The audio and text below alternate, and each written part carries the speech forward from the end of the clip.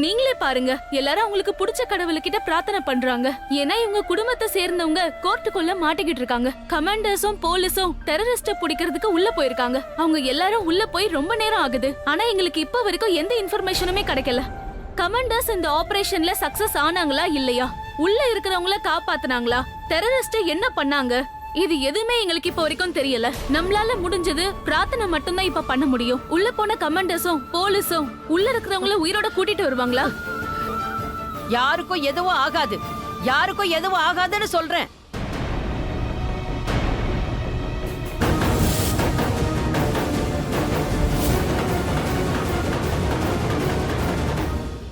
ஏன்னா பிரார்த்தனையை தாண்டி எந்த பெரிய சக்தியும் கிடையாது. எப்ப கடவுள் இறங்கி வராரோ அவர் முன்னாடி எதுவுமே செல்லாது.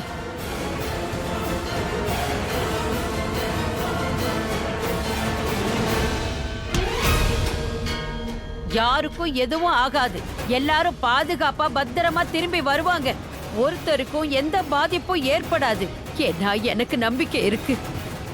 ஏன்னா அந்த கடவுள் எங்க வேண்டுதலை ஏத்துக்குவாரு. மறுபடியும் எல்லாரும் நல்லபடியா ஒன்னா சேர்ந்துருவாங்க. உங்க குரல் உலகத்துல இருக்கிற எல்லாருக்கும் போய் சேருது இல்லையா? நீங்களும் வேண்டிக்கங்க. வேண்டுதலோட சக்தியை நீங்க புரிஞ்சுக்குவீங்க. நான் இங்க என் போனை ஒளிச்சு வச்சது நல்லதா போச்சு. இதுல எல்லாமே ரெக்கார்ட் ஆயிருக்கும். அந்த சக்தியால சில பேரை உருவாக்கவும் முடியும், சில பேரை அழிக்கவும் கூட முடியும். இப்ப நீங்க தான் ஒரு நல்ல முடிவை எடுக்கணும். நீங்க எல்லாரையும் பயமுறுத்திக்கிட்டு இருப்பீங்களா, இல்ல பயத்தையும் தப்பான காரியங்கள் எல்லாத்தையும் அழிப்பீங்களா? அத அடியோட அழிக்கிறதுக்காக எங்க எல்லாருக்கும் சப்போர்ட் பண்ணுவீங்களா இல்லையா? பேட்டரி தீர்ந்து போச்சு. எவ்வளவு ரெக்கார்டா இருக்குன்னு தெரியலையே. தேச துரோகிகளை இழுத்துக்கிட்டு போங்க. அரக்கர்கள் வானில் இருந்து இறங்குவதில்லை, மனிதன் தான் தீமை செய்து அரக்கனாகிறான். இதயத்தில் தர்மம் என்றும் உறங்குவதில்லை, இதை உணர்பவன் தானே மீண்டும் மனிதன் ஆகிறான். இங்கு எதை தேடி வந்தோம், எதுவாக அறியாதவன் ஆகிறான். நான் யார் இறைவா, விடைத்தாயிரைவா, நான் யார் இறைவா, பதில் சொல்ல கடவுளே, உனக்கு கோடான கோடி நன்றி. எல்லாரையும் தப்பிக்க வச்சுட்டு தேங்க்யூ கடவுளே. எங்க ஃபேமிலில எல்லாரையுமே காப்பாத்திட்டீங்க, எல்லாரையுமே பாதுகாப்பா வெளியில கொண்டு வந்துட்டீங்க.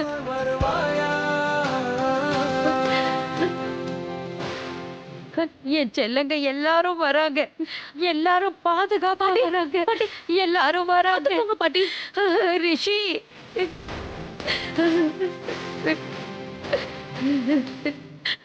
உனக்கு ஒண்ணு இல்லையே? லக்ஷ்மி பாட்டி, லக்ஷ்மிக்கு அடிபட்டிருக்கு. டேய், என்னடா இது? என்ன ரத்தம்? பாட்டி ஒண்ணும் ஆகல. உங்க ஆசீர்வாதம் தான் எங்களுக்கு இருந்தது. அப்புறம் எங்களுக்கு என்ன ஆக போகுது?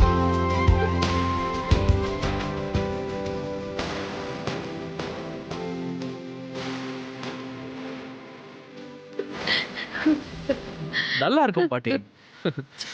நல்லா இருக்குல்ல?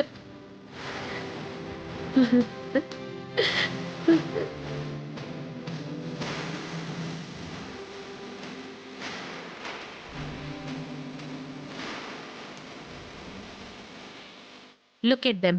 நம்மள டோட்டலா மறந்துட்டாங்க. நமக்கு என்ன உறவே கிடையாதா? உறவு இல்லதான். சொல்ல போனா மலிஷ்கா இன்னும் முழுசா ஃபேமிலி மெம்பர் ஆகலையே. ஐ ஸ்வேர், இன்னியோட அந்த லக்ஷ்மியோட சாப்டர் முடிஞ்சிரும்னு நினைச்சேன். அதுவும் நிரந்தரமா. ஒன்னு மோனிஷ் அவளை சுட்டு இருக்கணும், இல்ல தூக்கல தொங்கி இருக்கணும். பட் கடவுள் கிட்ட இருந்து ஏதோ புண்ணியம் வாங்கிட்டு வந்திருக்கா. சரியா சொன்ன.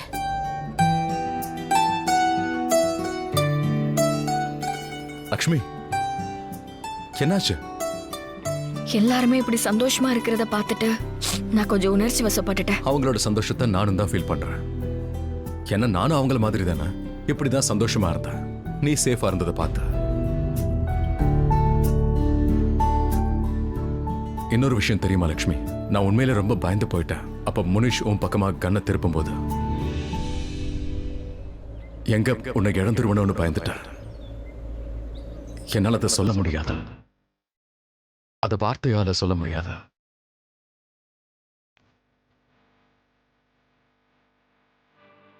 நீ எனக்கு சொல்ல வேண்டிய அவசியமே இல்லை ரிஷி. ஏன்னா உன் கண்ணே எல்லாத்தையுமே எனக்கு சொல்லுது. உன் கண்ணும் தான் சொல்லுது.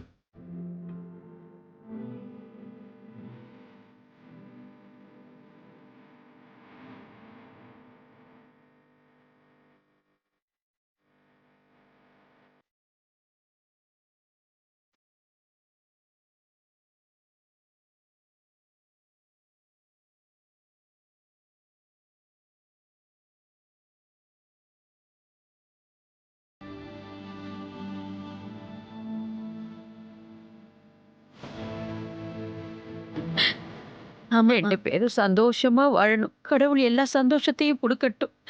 100 வயசு வரைக்கும் நீங்க வாழணும், அதுவும் சந்தோஷத்தோட வாழணும். கடவுளே, முதல் முறையா சாவுன்ற பயத்தை என் கண்ணு முன்னாடி இப்படி காட்டு வச்சுட்டியே. சொல்றதெல்லாம் ஈஸி தான். காலை வெட்டு, கழுத்தை வெட்டு, கைய வெட்டுன்னு நான் அடிக்கடி சொல்லுவேன். அவன் மூளையில துப்பாக்கி வச்சான் பாரு, அப்படியே பேண்ட்டை ஈரமாயிடுச்சு. கடவுளே, இன்னைக்கு நீ தான்ப்பா என்ன காப்பாத்தணும். இல்லனா இந்த லக்ஷ்மி அவ ரிஷிக்கு சாவ தயாரா இருக்கா, ரிஷி வந்து இவளுக்கு சாவ தயாரா இருக்கா. நான் எதுக்குடா சாவ தயாரா இருக்கணும்? எனக்கு என்ன தலையெழுத்தா என்ன? ஒருவேளை கடவுள் அந்த லக்ஷ்மி எனக்கு இல்லைன்னு சொல்றாரு போல. அப்படி இருந்திருந்தா கேடைய மாதிரி என்ன காப்பாத்திருப்பால. அட விடுபலு, 30 வருஷம் வாழ்ந்துட்ட, இன்னும் கொஞ்சம் வருஷம் இருக்குல்ல, அதுல லக்ஷ்மி கண்டிப்பா கிடைச்சிருவா. சரி, கிளம்ப பார்க்கலாம். மாட்டினா இவனுங்க நம்ம மேல கேஸ போட்டுருவானுங்க. ஆளை விடுறா சாமி. Special thanks to you all. உண்மையிலேயே நீங்க தைரியத்தை காட்டியிருக்கீங்க. தீவிரவாதிகளுக்கே சவாலா நின்னீங்க. அவங்க கண்ணை கட்டி நீங்க தாக்கிட்டீங்க. இதெல்லாம் செய்யறது அவ்வளவு ஈஸி கிடையாது. Hats off to you all. Sir, நீங்க என்ன சொன்னீங்க? ஓப்ராய் ஃபேமிலி தான் காப்பாத்துனாங்களா? ஆமா, இவங்க எல்லாரும் அவங்களோட தைரியத்தை காட்டி தீவிரவாதிகளே சமாளிச்சிட்டாங்க. அவங்க கண்ணை கட்டுனாங்க, அவங்கள பலமா தாக்கியிருக்காங்க. இன்னும் சொல்ல போனா அவங்க உயிரையே பணயம் வச்சாங்க. ஆமா, ஒவ்வொரு குடிமகனோட கடமை இது. தேச துரோகிகளோட போராடணும், அதைத்தான் செஞ்சோம். சார், உங்களுக்கு பயமா இல்லையா? ஒவ்வொரு நொடியும் பயந்துட்டு இருந்தோம். இன்ஃபேக்ட் சில நேரம் நாங்க நம்பிக்கையே இழந்துட்டோம். ஆனா எங்க கூட இவங்க இருந்தாங்க, ரிஷி ப்ரோவும் லக்ஷ்மி அண்ணியும். இவங்க தான் எங்க ரியல் லைஃப் இன்ஸ்பிரேஷன். இவங்க 2 பேரும் ஒருத்தருக்கு ஒருத்தர் துணையா நின்னாங்க. அதை பார்த்து எங்களுக்கும் தைரியம் வந்துச்சு. யா, தட்ஸ் ரைட். 2 பேரும் எந்த பாயிண்ட்லயும் தன்னோட தைரியத்தை இழக்கவே இல்லை. ஒருத்தருக்கு ஒருத்தர் துணையா நின்னாங்க. இன்ஃபேக்ட் பயப்படவே இல்லை. ஒருத்தர் இழந்துருவோமோன்னு தான் அவங்க பயப்பட்டாங்க. Yes, we are really proud of them. அசாத்தியமான தைரியம் 2 பேருக்கும். அதோட நானும் எல்லாரையும் இன்ஸ்பயர் பண்ணினேன். ரிஷி கூட நான் தான் எல்லாருக்கும் தைரியம் கொடுத்தேன். இந்த நேரத்துல நம்ம ஏதாவது செஞ்சாகணும்னு நான் தான் சொன்னேன். ரவுடிகள் ஜெயிச்சிடக்கூடாதுன்னு நான் எல்லாருக்கும் ஊக்கம் கொடுத்தேன். ஏன்னா ரிஷியை காப்பாத்தணும் இல்லையா? After all he is my best friend, my life, actually part of my life. அவளை விடுங்க, இங்க வாங்க. டெரரிஸ்ட் கண்ணெல்லாம் கட்டி போட்டோம் இல்லையா, ஏசிபி சார் சொன்னாரு. அது யாரோட ஐடியா? அது என்னோட ஐடியா தான். என்னோட ஐடியாவை கேட்டு தான் அப்படி பண்ணாங்க. டெரரிஸ்டுங்களோட கண்ணை கட்டியாச்சு. ஏன் ஐடியா தான். டெரரிஸ்டோட கண்களை நீங்க எப்படி கட்டுனீங்க? இந்த கதை பூனை கழுத்துல மாட்டின மணி மாதிரி இருக்கே சார், நீங்க இதை எப்படி செஞ்சீங்க? நான் என்ன சொல்றது, ரொம்ப கஷ்டமா தான் இருந்துச்சு. ஆனா ஒண்ணு சொல்லுவாங்கல்ல, ஆபத்தோட விளையாடினாதான் ஜெயிக்க முடியும்னு. இப்ப பாருங்க, ஆபத்தோட விளையாடணும், நாங்க ஜெயிச்சிட்டோம். By the way, special thanks to all commanders and police. கரெக்டான நேரத்துல வந்ததால தான் நாங்க வெளியே வந்தோம். Thank you sir, thank you. Please applause, please. Thank you sir. ஆனாலும் திஸ் இஸ் அன்பிலீவபிள். தீவிரவாதிகளோட கண்ணை கட்டுறதுன்றது. அட, நாங்கெல்லாம் யாரு? we are the ஓபராய்ஸ். நாங்க இப்படிதான். அதோட ஒரு முக்கியமான விஷயம், இவ ஓபராய் இல்ல, இவ மலிஷ்கா சிங். தள்ளி நில்லு. மத்தவங்க தான் ஓபராய் ஃபேமிலி. இவங்க முக்கியமான ஓபராய், மிஸ்ஸஸ் லக்ஷ்மி ரிஷி ஓபராய், என்னோட அண்ணி. எங்களோட பலம், எங்களோட தைரியம் அண்ட் எங்களோட ரியல் பவர் ஹவுஸ். கரெக்டா மேம்? உங்களை தான் எல்லாரும் புகழ்ந்து பேசுறாங்க. நீங்க என்ன மேடம் சொல்றீங்க? இவங்க எல்லாருக்குமே என் மேல அளவு கடந்த அன்பு இருக்கு. அதனாலதான் இவங்க எல்லாருமே இப்படி சொல்லிட்டு இருக்காங்க. இவங்க அத்தனை பேருடைய அன்பு தான் என்னுடைய பலமே. அதுல ரிஷி என்னுடைய தைரியம். ஆமா, இது எல்லாமே மனசுல இருந்தாலே போதும். நாங்க நிச்சயம் ஜெயிச்சிருவோம். தனியா எதுவும் செய்ய தேவையில்ல. அதோட லக்ஷ்மிக்கு இவ்வளவு அன்பு கிடைக்குதுன்னா அந்த அன்பை இவ சம்பாதிச்சிருக்கா. She deserves it. அதோட லக்ஷ்மி மத்தவங்களுக்காக அவளோட உயிரையும் கொடுப்பா. இப்படி எல்லார் மேலேயும் அன்பு வச்சிருக்கால, அதுதான் நாங்க ஜெயிச்சதுக்கு காரணம். யாராலையும் இவளை ரொம்ப நாளைக்கு வெறுக்க முடியாது.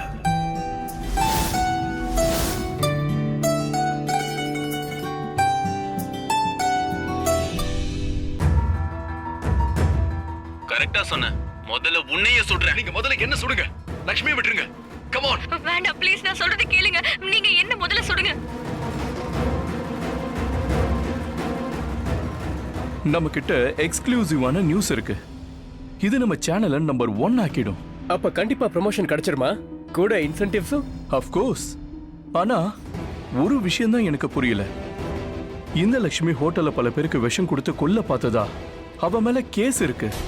அவ எப்படி இவ்வளவு பேரை உயிரை பணைய வச்சு காப்பாத்துவா? சார், நீங்க தான் மோனிஷ்க்கு தண்டனை கொடுத்தீங்க. உங்களை பழி வாங்குறதுக்காக தான் அவன் இந்த மாதிரி எல்லாம் பண்ணானா? இல்ல அவங்க கூட்டாளி 3 பேரை ரிலீஸ் பண்றதுக்காக வந்தானா? அவன் 2 லட்சியத்தோட தான் உள்ள வந்தான். தான் கூட்டாளிகளுக்கு விடுதலை வாங்கி கொடுத்துட்டு என்ன பழி வாங்குறதுக்காக வந்தான். அவன் கிட்டத்தட்ட என்ன கொல்ல இருந்தான். ஆனா ரிஷி தான் உயிரை பணைய வச்சு என்ன காப்பாத்தினாரு. லக்ஷ்மியும் ரொம்ப தைரியத்தை காட்டினாங்க. அப்படின்னா ஓபராய் ஃபேமிலி இன்னைக்கு கோர்ட்டை காப்பாத்திட்டாங்கன்றீங்க? ரொம்ப சரியா சொன்னீங்க. இவங்க எல்லாரும் சேர்ந்து எந்த விபரீதமும் நடக்காம தடுத்துட்டாங்க. இல்லனா இன்னைக்கு அப்பாவிகள் இறந்திருப்பாங்க. அதனால எங்க சார்பா நான் இந்த ஃபேமிலிக்கு நன்றியை தெரிவிச்சுக்கிறேன்.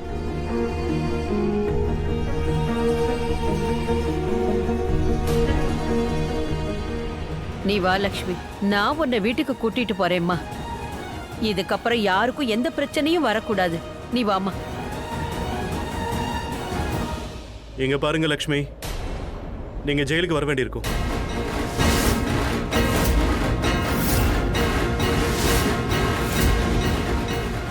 சார், நீங்க என்ன பேசிக்கிட்டு இருக்கீங்க? நீங்களே பாத்தீங்கல்ல அவங்க எத்தனை பேரோட உயிரை காப்பாத்துனாங்கன்னு. ஆனா இன்னும் அவங்கள குற்றவாளியாவா பாக்குறீங்க? இத கோர்ட்டு தான் முடிவு பண்ணணும். நான் என்னுடைய டியூட்டியை தானே பாக்குறேன்.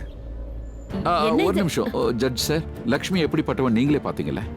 அவளை வீட்டுக்கு கூட்டிட்டு போக அனுமதிக்கிறீங்களா? சட்டப்படி அது முடியாது. ஏன்னா இந்த கேஸோட வேர்டிக்ட் இன்னும் வரல. அடுத்த டேட் வரைக்கும் வெயிட் பண்ண வேண்டி இருக்கும். அது வரைக்கும் லக்ஷ்மி ஜெயில தான் இருந்தாங்க.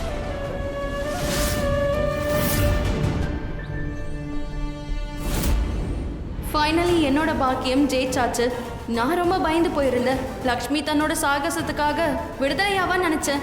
பட் நோ, கேஸ் இன்னும் நடக்கணும். ஸோ ரிஷி, நீ எனக்கு தான் சொந்தம். நான் ப்ராமிஸ் பண்றேன், வாக்கு கொடுக்கறேன். நான் உன்னை சீக்கிரமா இங்கிருந்து வெளியே கூட்டு போவேன். ஆனா இன்னைக்கு நீங்க தீர்ப்பு கொடுக்கலாம் ஜட்ஜ். மிஸ்டர் ரிஷி, இன்னைக்கு பல விஷயங்கள் நடந்துருச்சு. இந்த நேரத்துல இருந்தாலும் இங்க லக்ஷ்மி எந்த தப்பும் பண்ணலைங்க. இன்னைக்கு கோர்ட்ல யாருக்கு எந்த அநியாயமும் நடக்கல. அப்ப லக்ஷ்மிக்கும் அநியாயம் நடக்க கூடாது இல்ல? அதோட இன்னும் எவ்வளவு நாள் தான் இவ ஜெயில இருப்பா? இல்ல, இதுவும் தப்பு தானே?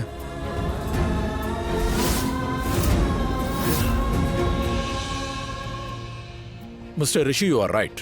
இன்னைக்கு லக்ஷ்மி ஒரு உண்மையான சிட்டிசனா நடந்துகிட்டாங்க. கோர்ட் தன்னோட டியூட்டியை பார்க்கும். லக்ஷ்மிக்கு தீர்ப்பு இன்னைக்கே கிடைக்கும்.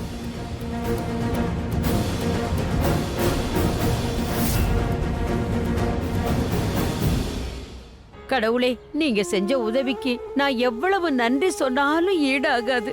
அண்ணி, ரிஷி ப்ரோ, நீங்க என்ன பண்றீங்க? இன்னைக்கு என்ன ஏன் கேட்டீங்க? நமக்கு டைம் வேணும்ல. என்ன நான் லக்ஷ்மிக்கு ப்ராமிஸ் பண்ணிருக்கேன். என்ன ஆனாலும் சரி, இன்னைக்கு லக்ஷ்மி வீட்டுக்கு வரணும். கண்டிப்பா வருவா.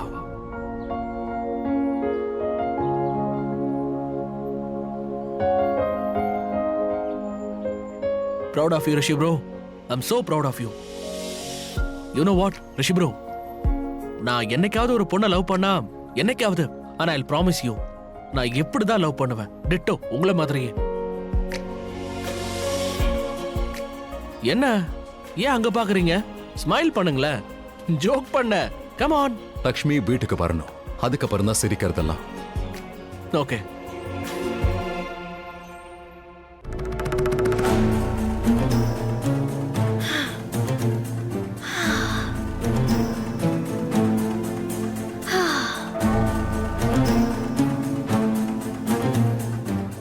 மாம்,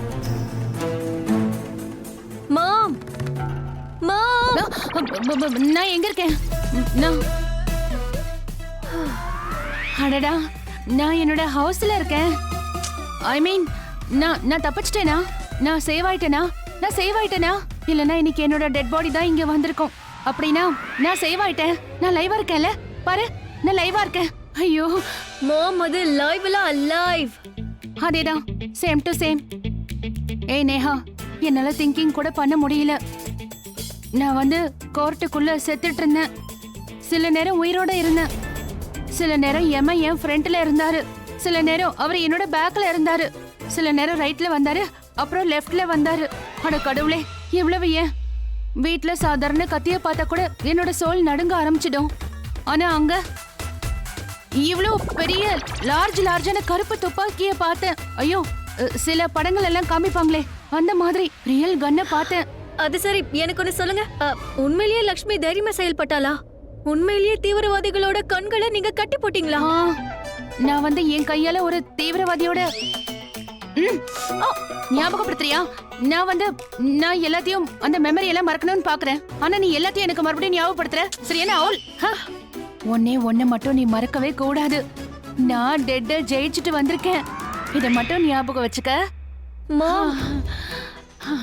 டெட் இல்ல, டெத். யா, சாகும் போதாவது என்னோட ஆங்கிலத்தை திருத்தாதடி. நான் லைவா இருக்கனே, அதுக்காக நீ சந்தோஷப்படு. நான் லைவா இருக்கேன். நான் லைவ். கடவுளே, நான் லைவ். வந்த உடனே ஆரம்பிச்சுட்டாங்க. பட் தேங்க் காட் வந்துட்டாங்களே. பைத்தியமா இருந்தாலும் எனக்கு அம்மா தானே. டிவி ஆன் பண்ணி என்ன நடக்குதுன்னு பார்க்கலாம். நானே தீவிரவாதிகளை பார்த்து அங்க இருந்து பயந்து ஓடுனேன். ஆனா நான் என்னுடைய போன் அங்கேயே விட்டுட்டு போனேன். அதனாலதான் எல்லாம் ரெக்கார்ட் பண்ண முடிஞ்சது. ஒவ்வொரு நிகழ்வையும் நான் உங்க எல்லாருக்கும் சொல்லுவேன். நான் பார்த்ததை நீங்க எல்லாருமே பார்க்கணும். நாங்க மரணத்தை எப்படி ஜெயிச்சோன்னு நீங்களே பாருங்க.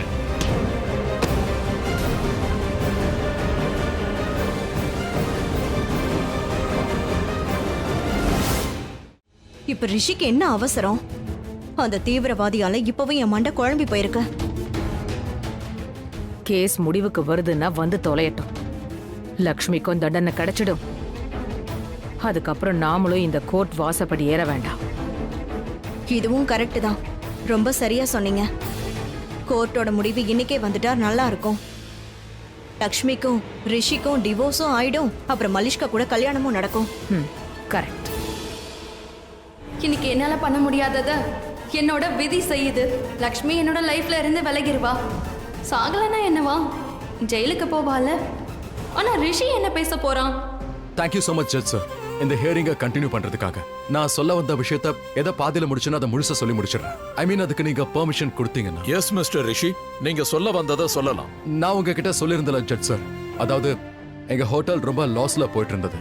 அந்த லாஸை கவர் பண்றதுக்கு ஏதாவது பண்ணணும்னு தோணுச்சு. அப்படி என்ன பண்ணா பிசினஸ்ல ப்ராஃபிட் பண்ண முடியும்னு யோசிச்சோம். ஸோ நானும் என்னோட மொத்த ஷெஃப்ஸும் நாங்க ஒன்னா சேர்ந்து சமைக்கிற பொருட்கள்ல கொஞ்சம் காம்ப்ரமைஸ் பண்ணிக்கிட்டோம்.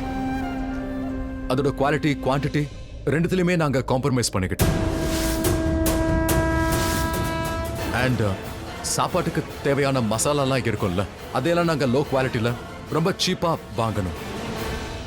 எல்லா பொருளையும் அப்படித்தான் வாங்கணும்.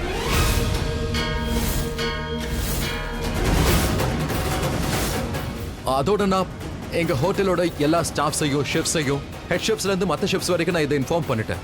எல்லாருக்கும் ஒரு ஆர்டரா கொடுத்தேன். குவாலிட்டி கொஞ்சம் கம்மியா இருந்தாலும் அது தெரியக்கூடாதுன்னு சொன்னேன். நாம டேஸ்ட்டை பத்தி கவலைப்பட வேண்டாம், நமக்கு முக்கியமானது ப்ராஃபிட்னு சொன்னேன். அதனால நான் தான் இதெல்லாம் சொன்னேன். அண்ட் இன்னும் சொல்ல போனா நான் இதை லக்ஷ்மி கிட்ட கூட சொன்னேன். ஒருவேளை சீப்பான பொருளை யூஸ் பண்ணணும்னா நாம பண்ணலாம். ஆனா இதுல நாங்க பண்ண பெரிய தப்பு என்னன்னா, நாங்க அதுல எக்ஸ்பயர் ஆன ஏதோ ஒரு பொருளை யூஸ் பண்ணிட்டோம்னு நினைக்கிறேன். ஏதோ சீப்பான, லோ குவாலிட்டி, அதுவும் பழைய பொருள், அதை யூஸ் பண்ணிட்டோம்னு நினைக்கிறேன். கரெக்டா சொன்ன, இதுவும் சரிதான். நீங்க முதல்ல என்ன சுடுங்க, லக்ஷ்மியை விட்டுருங்க. Come on. வேண்டாம் ப்ளீஸ், நான் சொல்றதை கேளுங்க. நீங்க என்ன முதல்ல சுடுங்க.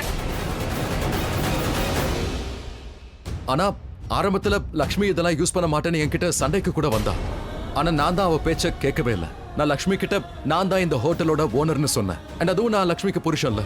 சோ நான் அவளை ஃபோர்ஸ் பண்ணும்போது இந்த விஷயத்துல அவளால என்னோட பேச்சை மீற முடியல.